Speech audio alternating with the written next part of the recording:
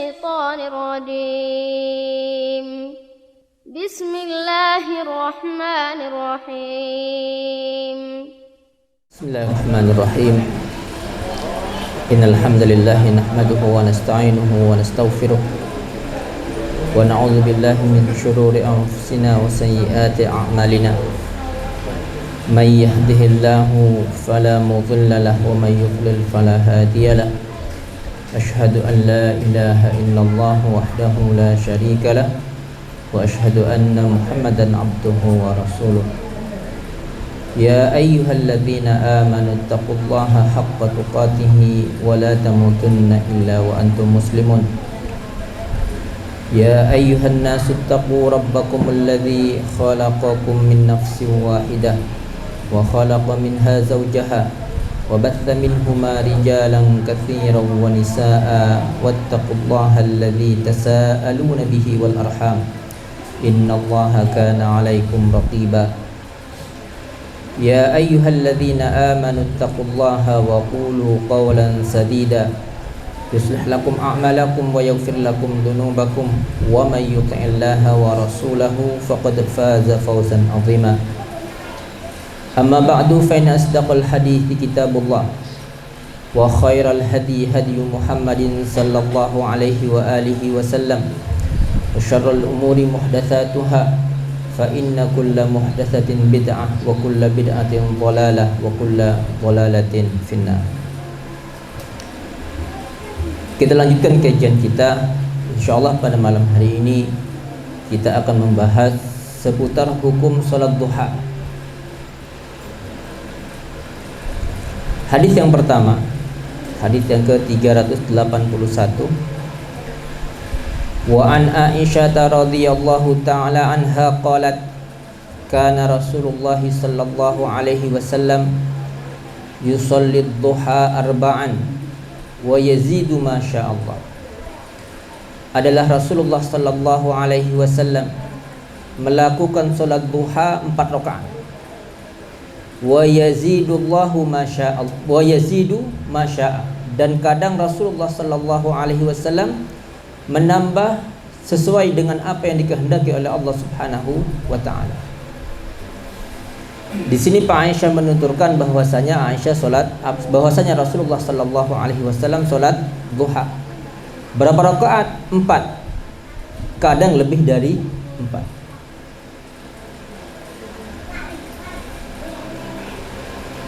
Kemudian walahu dalam riwayat Muslim anha ay an Aisyah radhiyallahu taala anha annaha su'ilat, bahwasanya suatu ketika Aisyah radhiyallahu taala anha ditanya, hal kana Rasulullah sallallahu alaihi wasallam yusalli duha, apakah Rasulullah sallallahu alaihi wasallam melakukan salat duha? Maka Aisyah mengatakan tidak. Illa ayyaji'a min maghibihi, kecuali jika Nabi datang dari safarnya. Hadis ini Pak, hadis sebelumnya Aisyah mengatakan Nabi sholat duha berapa rakaat? 4. Kadang Nabi menambahkannya lebih dari 4 aku. Di sini Aisyah ditanya, apakah Nabi sholat duha? Tidak, kecuali ketika beliau datang dari safar. Ini artinya apa? Salat yang 4 rakaat tadi atau lebih tadi itu dilakukan oleh Nabi sallallahu alaihi wasallam ketika beliau pulang dari safar. Jadi hadis yang pertama itu mutlak, Pak. Nah, bisa jadi kapan saja Nabi salat 4 rakaat. Tapi hadis yang kedua ini ketika Aisyah ditanya, Nabi salat duha enggak, kecuali datang dari safar. Artinya apa? Yang dilihat pada hadis pertama oleh Aisyah itu adalah salatnya Nabi sallallahu alaihi wasallam 4 rakaat kadang lebih ketika beliau datang dari safar. Pertanyaannya sekarang, apakah kalau kita hendak salat duha harus safar dulu? Artinya kita boleh melakukan salat duha hanya boleh ketika datang dari safar saja? Karena memang ada Pak ulama yang berpendapat salat duha itu disunahkan ketika datang safar saja, sebagaimana hadis Aisyah. Hadis berikutnya Ibnu Hajar radhiyallahu taala anhu, Ibnu Hajar rahimahullah, dalam riwayat Muslim dari Aisyah radhiyallahu taala anha, Aisyah mengatakan, "Ma ra'aitu Rasulullah sallallahu alaihi wasallam yusalli sabhatat duha qattu wa inni la usabbihuha." Aku tidak pernah melihat Rasulullah sallallahu alaihi wasallam salat duha sama sekali. Artinya apa? Nabi tidak pernah salat duha, Pak, kalau tidak datang dari safar. Tapi kalau habis safar, Nabi salat duha seperti hadis yang kedua. Wa inni, tapi Aisyah mengatakan, Pak, wa inni la usabbihuha, dan sungguh aku melakukan salat duha. Jadi di sini Pak Aisyah radhiyallahu taala anha mengatakan, aku tidak pernah melihat Nabi salat duha. Nah, kemudian ini umum, Pak. Kemudian dikhususkan kecuali ketika safar berdasarkan hadis yang kedua tadi. Tapi Aisyah mengatakan, kalau aku salat duha meskipun tidak datang dari safar. Logikanya, Pak, ketika Aisyah radhiyallahu taala anha salat duha, kira-kira Nabi tahu apa enggak? Karena beliau sering melakukannya. Tahu apa enggak, Pak? Tahu. Nabi melarang enggak? Enggak.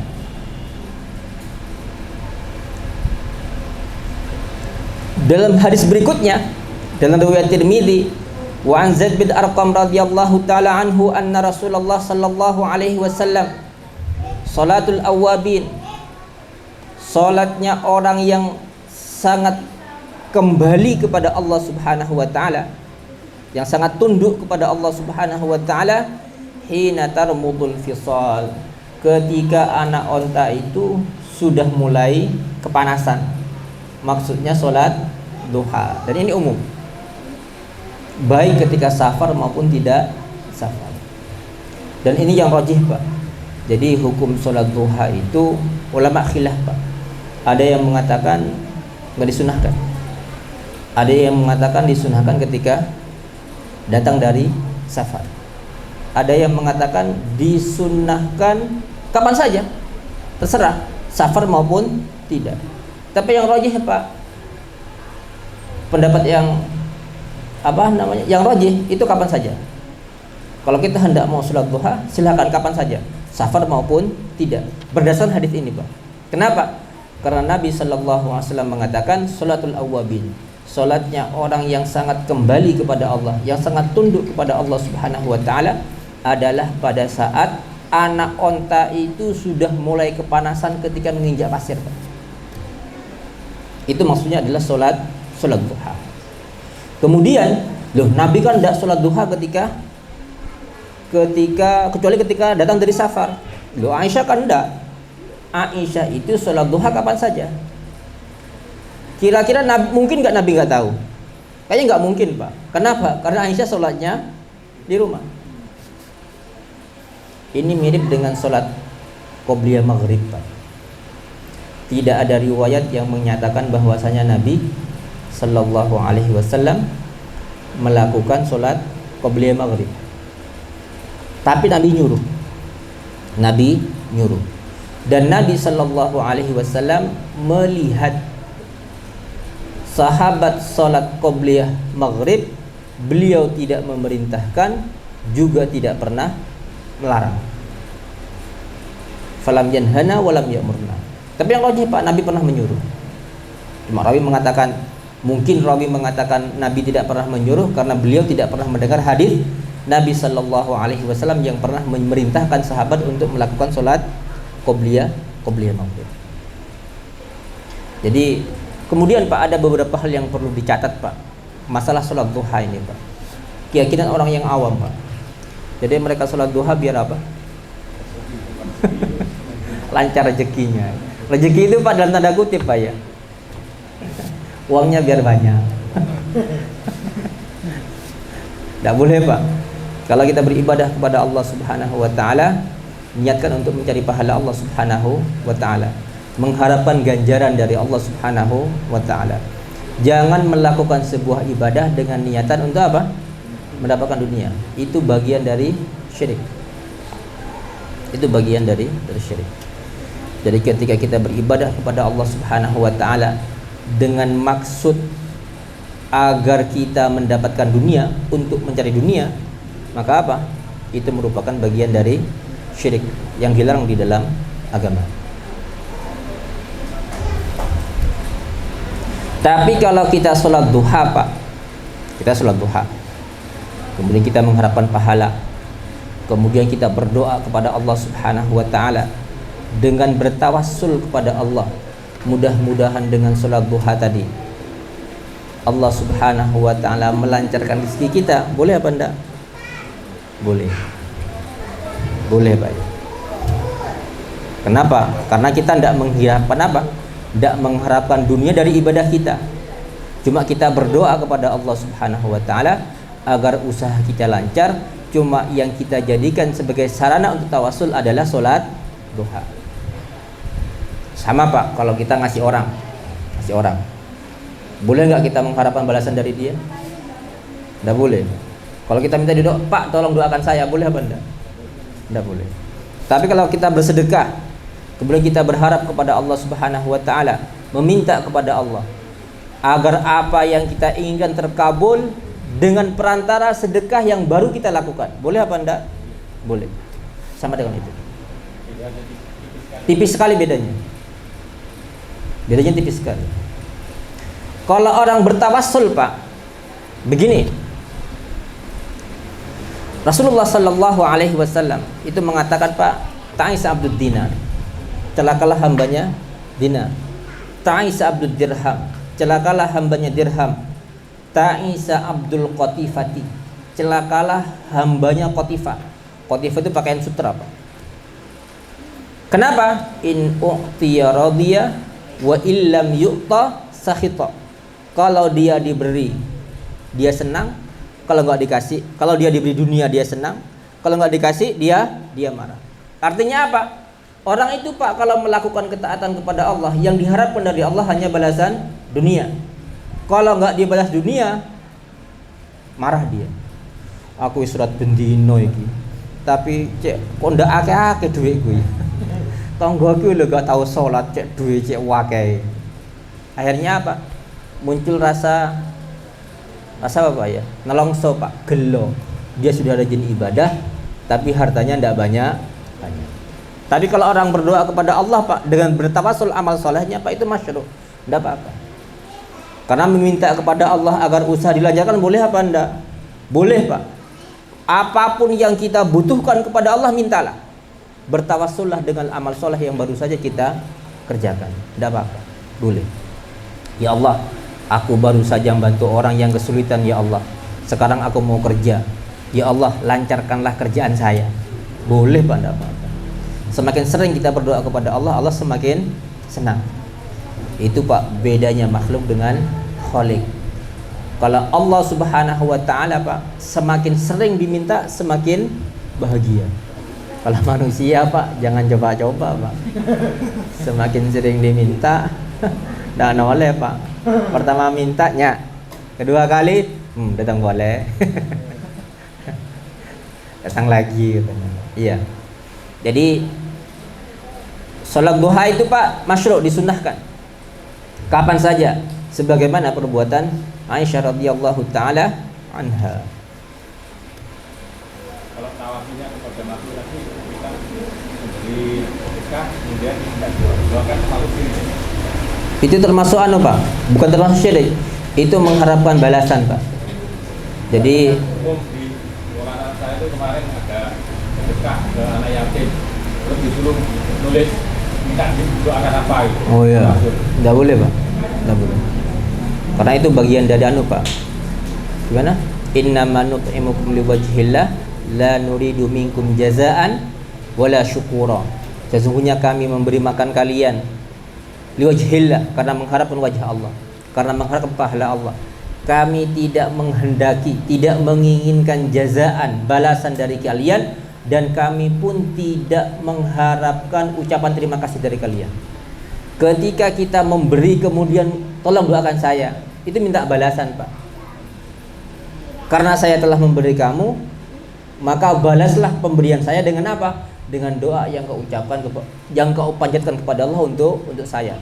Itu merupakan babnya bab jaza, minta balasan. Itu tidak boleh, Pak. Orang, Pak, kalau bersedekah seperti itu, Pak, tolong doakan aku. Ternyata yang minta, yang dikasih, Pak, enggak, aku nggak mau berdoa. Gelo nggak, Pak, yang ngasih?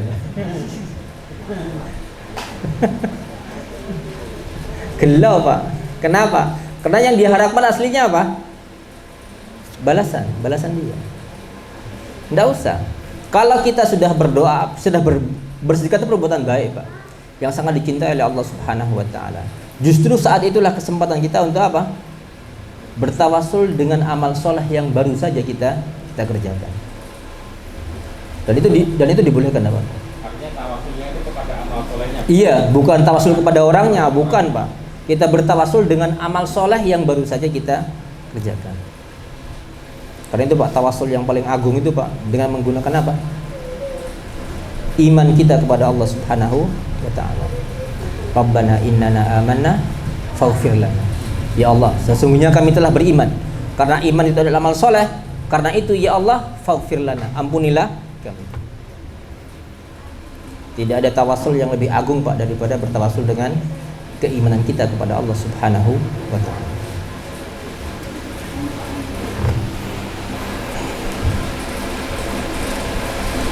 Wa an Anas radhiyallahu taala anhu qala Rasulullah sallallahu alaihi wasallam. Rasulullah sallallahu alaihi wasallam bersabda, "Man shallat duha thintai asyrata rakaatan." Barang siapa yang melakukan salat duha 12 rakaat, banallahu lahu qasran fil jannah. Rawahu Tirmidzi wastaghrabahu. Barang siapa yang melakukan salat duha sebanyak 12 rakaat, maka Allah Subhanahu wa taala akan membangunkan untuk dia sebuah istana di surga. Dan ini umum, Pak. Enggak harus setelah apa? Safar. Tapi umum. Rasulullah mengatakan, man sholat duha, barang siapa yang melakukan sholat duha thintai asyrata rakaatan, 12 rakaat, maka Allah Subhanahu wa taala akan membangunkan untuknya sebuah rumah di surga. Rawahu Tirmidzi, dan At-Tirmidzi menganggap hadis ini adalah hadis yang gharib. Wa an Aisyah radhiyallahu taala anha qalat, dakhala Rasulullah sallallahu alaihi wasallam baiti fa shallat duha 8 rakaat. Dari Aisyah radhiyallahu taala anha qalat, dia berkata, dakhala Rasulullah sallallahu alaihi wasallam baiti. Rasulullah sallallahu alaihi wasallam masuk rumahku, fa shallat duha, kemudian salat duha 8 rakaat, 8 rakaat. Rawahu Ibnu Hibban fi sahihihi. Hadis ini diriwayatkan Ibnu Hibban di dalam sahihnya. Jadi dalam hadis ini, Pak, Aisyah mengatakan Nabi masuk rumah beliau, kemudian apa? Nabi salat duha berapa rakaat? 8 rakaat. Kalau kita bawa kepada hadis Aisyah yang tadi, Pak, yang pertama tadi, bahwasanya Nabi tidak salat duha kecuali setelah safar, itu kemungkinan besar apa? Nabi masuk rumah itu baru datang dari safar beliau. Wallahu a'lam. Sampai di sini, Pak, ada pertanyaan, Pak, mungkin tentang salat duha, Pak, sebelum kita masuk pada bab salat jamaah dan imamah. Kalau tidak ada, kita masuk bab salatil jamaati wal imamati, bab tentang masalah salat jamaah dan imamah.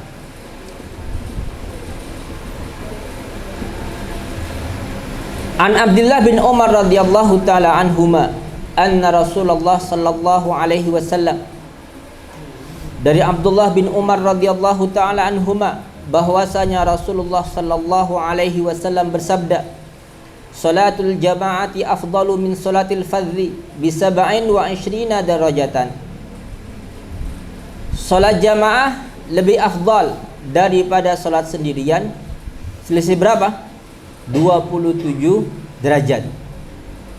Jadi kalau salat sendirian dapat 1, Pak, kalau jamaah dapat berapa? 27. Hadis ini sahih muttafaqun alaih, riwayat Imam Bukhari dan Muslim. Manusia itu Pak, kalau untuk urusan dunia,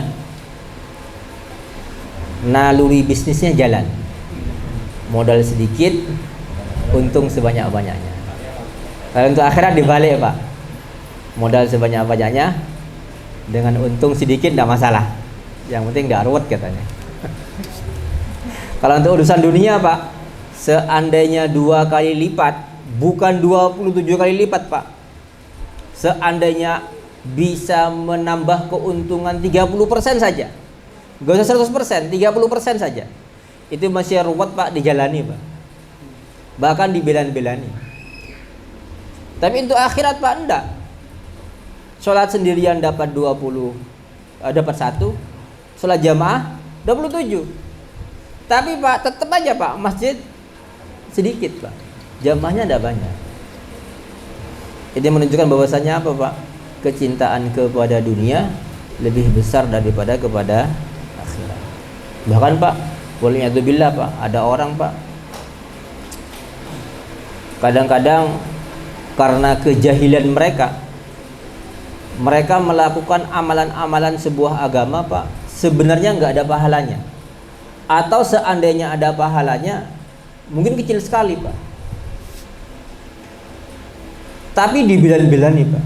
Tapi untuk sesuatu yang besar pahalanya Pak, gratisan, nggak mereka belan-belan.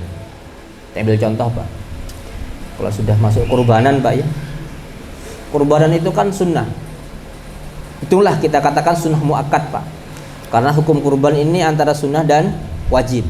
Ada yang mengatakan wajib, ada yang mengatakan sunnah. Orang itu Pak, kalau untuk beli kendaraan punya uang Pak, tapi untuk beli kambing Pak tidak punya uang Pak. Kalau sudah kurbanan tidak punya uang mereka, karena itu disunnahkan. Dan itu amalan agama, ajaran Pak, yang kesunahannya disepakati Pak. Artinya perbuatan itu merupakan bagian dari agama, itu disepakati. Tapi kalau untuk perbuatan-perbuatan yang nggak disunahkan Pak, itu kadang-kadang Pak, untuk dengan utang-utang mereka rela, tidak masalah. Saya ambil contoh Pak, umpamanya acara tahlilan, nah, itu untuk kalau nggak tahlilan Pak, itu kayaknya nggak sah Pak. Nafkah. Dan itu kenyataan. Seandainya tahlilan diwajibkan Pak, mungkin mereka tidak mengerjakan dengan alasan apa? Tidak mampu. Seandainya. Buktinya apa? Kurban Pak, yang jelas-jelas disunahkan Pak, mereka banyak tidak mampu. Padahal kalau untuk seandainya biaya tahlilan itu Pak, itu dibuat beli sapi mungkin dapat 1 Pak ya. Mungkin dapat 1. Jadi kalau untuk acara yang nggak masyru', hitunglah Pak, yang masyru', tapi tata caranya mungkin nggak perlu dilebih-lebihkan, kayak masalah walimahan Pak. Walimahan tuh orang kan untuk mengadakan walimahan kan kadang-kadang apa? Ngoyo-ngoyo, siap ngoyo-ngoyo mereka, bahkan utang sana utang sini kadang-kadang. Padahal walimah kan semampunya, tidak perlu anu Pak, tidak perlu besar-besar, semampunya. Ya kalau mampu ngundang orang 20 ya 20 saja, jangan banyak-banyak. Makanya Pak, kita tidak sering mendengar orang Pak habis walimah orangnya hilang. Yo iya Pak, banyak itu. Habis walimah orangnya hilang Pak. Kenapa? Ternyata yang bawa nggak imbang dengan pengeluaran. Soalnya selama ini Pak, mereka acara besar-besaran yang diandalkan apa? Nanti akan dikembalikan dengan uang bawaan. Ternyata nggak nutut, dan itu banyak terjadi Pak. Kalau di sini mungkin tidak seberapa Pak. Kalau orang gunungan Pak, istilahnya gunungan Pak, itu luar biasa itu. Waliyadzubillah. Walahuma, dalam riwayat Bukhari Muslim dari Abu Hurairah radhiyallahu taala anhu, bi 25 juz'an, lebih baik dengan selisih 25 bagian, 25 derajat. Loh, kok 127, satunya 25? Itu karena anu Pak, perbedaan derajat itu bisa jadi tergantung keadaan orang yang sholat jamaah. Semakin sempurna Pak keadaannya, maka semakin besar pahala. Hadis berikutnya, wa an Abi Hurairah radhiyallahu taala anhu anna Rasulullah sallallahu alaihi wasallam walladzi nafsi biyadihi laqad hamamtu an amura bihatabin fayuhtataba thumma amura bis salati fayu'adzana laha. Demi Allah, sungguh aku punya keinginan untuk menyuruh orang mengumpulkan kayu bakar. Summa amura bis salati fayu'adzana laha. Kemudian aku akan menyuruh orang untuk azan. Summa amura rajulan faya'umman nasa. Kemudian akan aku suruh orang untuk ngimami. Summa ukhalifa ila rijalin la yashhaduna as-salata fa uharriqa alaihim buyutahum.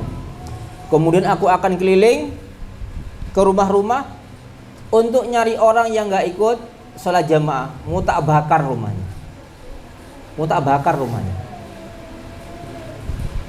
Walladzi nafsi biyadihi, demi Allah, lau ya'lamu ahaduhum, seandainya salah seorang di antara mereka tahu, annahu yajidu arqan saminan au mirmataini hasanataini la syahidal isya. Seandainya mereka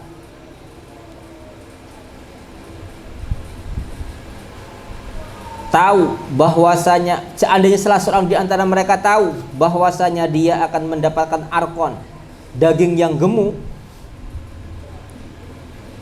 au mirmataini, atau lil fusyati wa ma bainadul, atau daging paha, Pak. Daging paha depan. Jadi kalau ada orang, Pak, seandainya dia tahu bahwasanya dia akan mendapatkan daging la syahidal isya, maka dia niscaya dia akan apa? Akan mendatangi salat isya.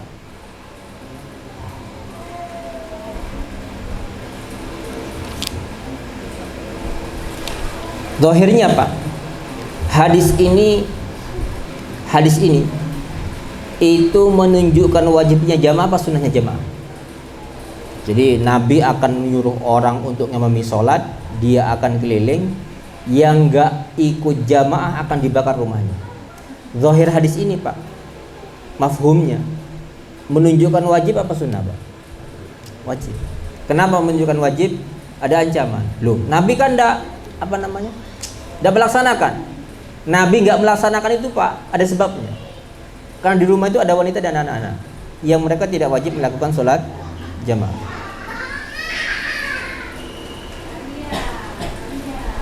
Jadi hadis ini, Pak, sebenarnya secara jelas, Pak, mengancam orang yang tidak melakukan sholat jamaah. Dalam hadis sahih, Pak, riwayat Muslim, Ibnu Mas'ud radhiyallahu taala anhu itu mengatakan bahwasanya pada masa Nabi sallallahu alaihi wasallam itu kalau ada orang yang tidak sholat jamaah, itu pertanda bahwasanya dia munafik, jelas munafiknya. Jadi di masa Nabi itu, Pak, kalau ada orang enggak jamaah, itu sudah bisa dipastikan dia adalah orang munafik.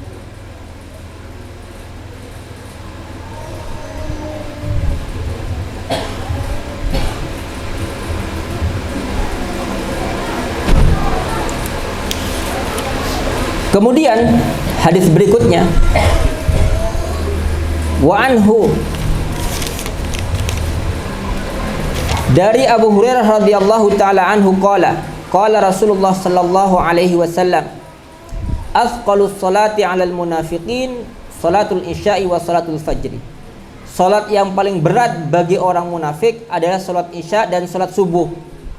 Walau ya'lamuna ma fihima, seandainya mereka mengetahui besarnya pahala di dua salat itu, la atauhuma walau habwan, niscaya keduanya akan mendatanginya meskipun harus dengan merangkak.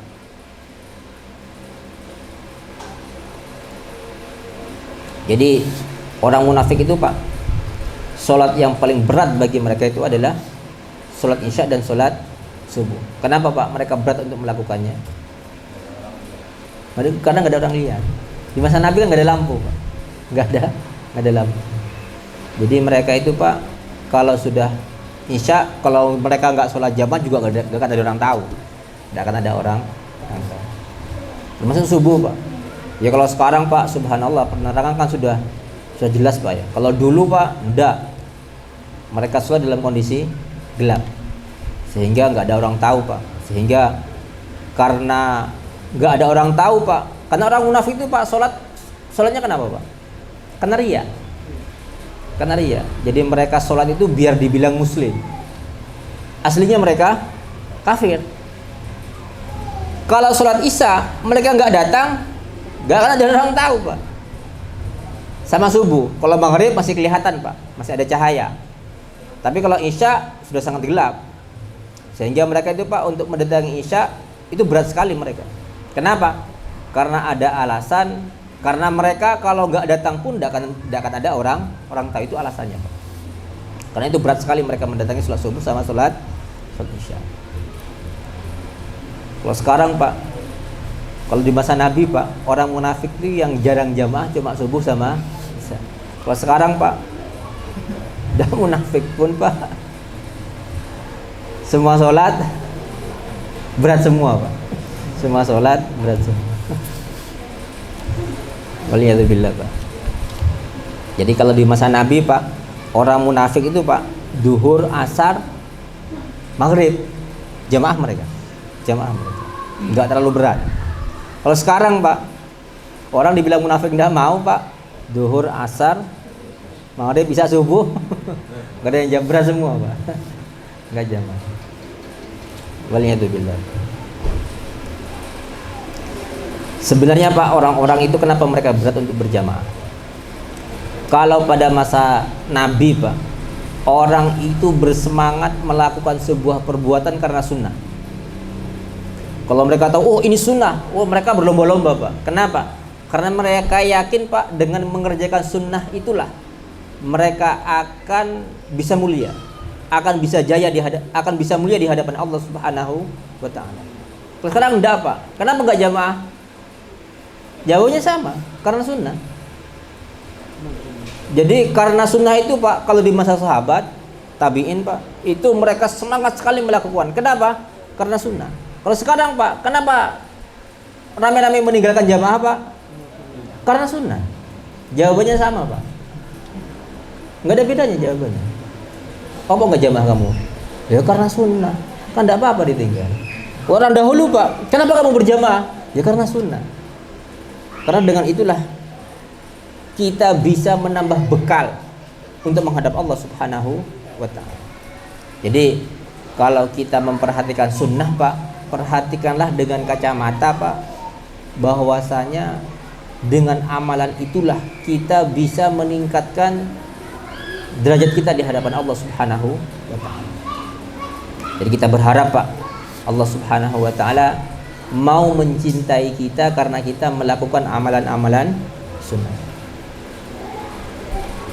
Jangan dipikir Pak, jangan dipikir kalau sunnah kan tidak apa-apa.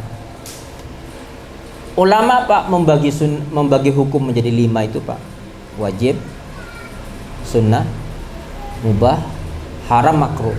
Itu sebenarnya untuk mempermudah klasifikasi hukum saja. Bukan cuma sunnah, ditinggal tidak apa-apa berarti. Tidak Pak. Itu sebenarnya hanya untuk mempermudah saja. Untuk mempermudah pembagian hukum. Oh amalan ini harus dikerjakan apa enggak? Artinya kalau ditinggalkan nanti batal apa enggak sholatnya? Oh ini kalau ditinggalkan enggak apa-apa karena ini enggak wajib gitu.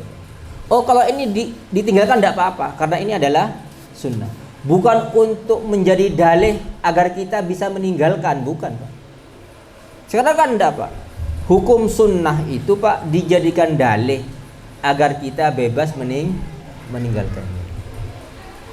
Ingat Pak, sebuah amalan wajib di dalam agama itu mesti ada bentengnya Pak, agar yang wajib itu betul-betul terjaga.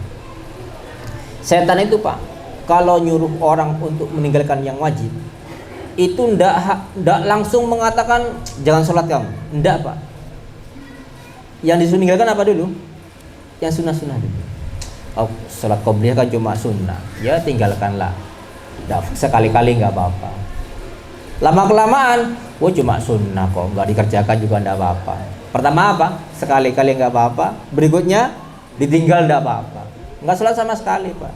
Lama kelamaan Pak, ya sholat maghrib ya wajib memang, tapi sekali-kali nggak apa-apa ditinggal. Kenapa? Setan itu Pak kalau ngajak kita untuk melakukan sebuah yang haram itu nggak langsung Pak. Tapi apa? Ada tahapan-tahapannya, ada khutawat.